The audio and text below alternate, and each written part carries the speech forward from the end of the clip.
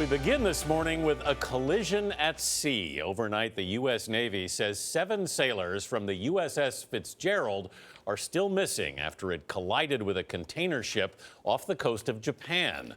The Navy destroyer was damaged and took on water, but managed to make it back to port this morning. There were no reported injuries on the container ship, which sustained minor damage. The collision happened about 56 nautical miles southwest of Yokosuka, Japan, home of the U.S. 7th Fleet. Ben Tracy is following the story from Beijing. Ben, good morning. Good morning. It is not yet known whether some of these missing sailors were thrown overboard or if they may be trapped in some of the damaged compartments of this ship. Now, this is the USS Fitzgerald heading back to shore after it collided with a much larger container ship that was based out of the Philippines. There appears to be significant damage to at least one side of this guided missile destroyer. The Navy says there was flooding in some compartments, but that it was not at the risk of sinking.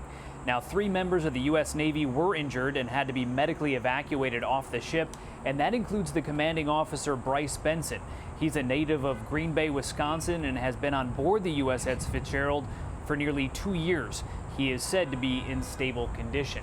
Now, in total, there were 300 crew members on board. We're told that one of them was actually able to FaceTime with his grandmother in Alabama after the collision to let her know that he's okay. Alex? Ben Tracy in Beijing. Thanks, Ben.